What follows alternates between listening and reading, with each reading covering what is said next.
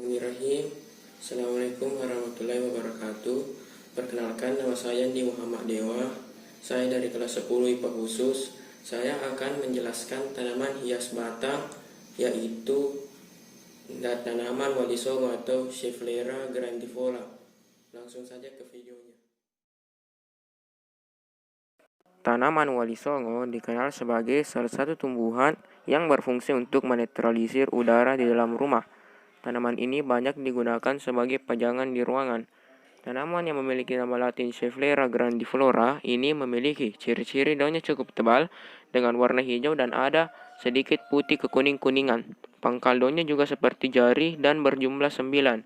Bagian daun yang mirip daun singkong ini memiliki fungsi seperti halnya daun lidah mertua yang mampu memfilter udara di dalam ruangan, terutama dari polusi yang disebabkan oleh asap rokok.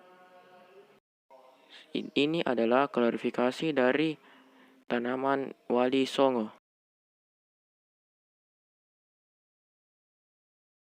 Adapun manfaat tanaman walisongo yaitu tanaman hias yang masuk dalam kategori tanaman perdu ini memiliki banyak sekali bagi kehidupan sehari-hari, terutama untuk lingkungan sekitar Anda.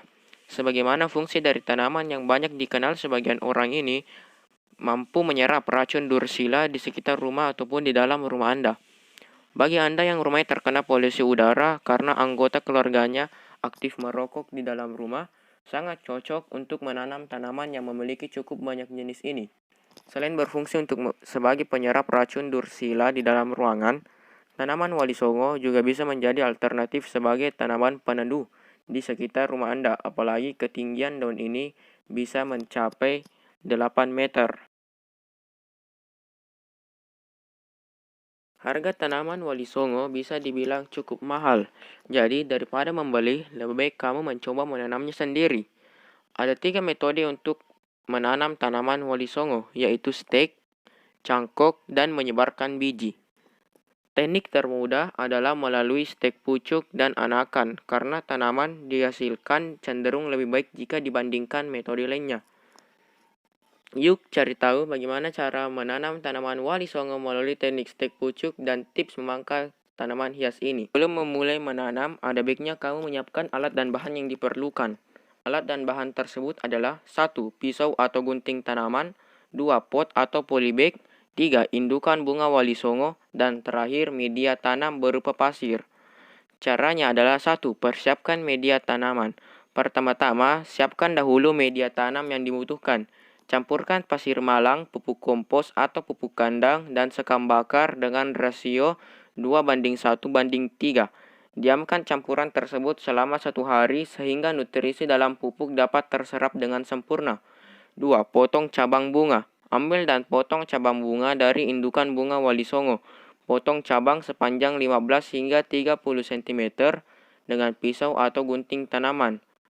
3. Pilih batang tanaman yang sehat dan tidak terlalu tua. Ada baiknya kamu mensterilkan dahulu alat potong agar tanaman tidak terserang hama atau penyakit yang terbawa oleh alat potong. 3. Oleskan fungisida pada permukaan batang. Oleskan permukaan batang tanaman walisongo yang telah dipotong menggunakan fungisida atau zat perangsang tumbuh tanaman. 4.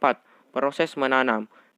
Tanam stek tanaman ke campuran tanah atau media tanam. Siram tanaman tersebut dengan sedikit air untuk menjaga kelembapan tanah. Tempatkan bibit tanaman walisongo tersebut di daerah yang teduh. Setelah bibit tersebut menjadi kuat, kamu bisa menanamkan ke media tanaman permanen. Adapun tips memangkas tanaman walisongo. 1. Periksa batang bunga walisongo. Ada 2 jenis batang yang dimiliki bunga walisongo, yaitu batang jamak dan batang tunggal. Jika kamu miliki adalah batang jamak, kamu dapat leluasa memotongnya, karena batang punya banyak ruang untuk tempat tumbuh daun. Sementara jika tanaman yang kamu miliki berbatang tunggal, sebaiknya biarkan dahulu tanaman tumbuh hingga tinggi dan kurus. 2. Kurangi tinggi bunga. Potong batang tepat pada bagian atas titik daun bermunculan. Hal ini akan menghalangi bunga tumbuh secara vertikal dan sebaliknya bunga akan tumbuh semakin lebar. 3. Kurangi lebar bunga. Potong cabang secara horizontal untuk mengurangi lebar tanaman. pangkas di bagian bunga yang terlalu lebar tepat di atas tunas-tunas baru tumbuh. Jangan ragu karena tunas baru akan segera tumbuh pada bagian tunas yang telah kamu potong. 4. Gunakan alat pangkas gunting. Gunting jauh lebih efektif daripada alat pangkas lainnya. Alasannya adalah kebanyakan alat pangkas dapat menimbulkan kerusakan pada struktur bunga. Pentingnya diingat bahwa gunting yang digunakan haruslah tajam agar bagian tanaman bisa terpotong dengan sempurna. Sekian video pembelajaran prakarya dari saya Andi Muhammad Dewa, kelas 10 IPA khusus. Terima kasih. Assalamualaikum warahmatullahi wabarakatuh.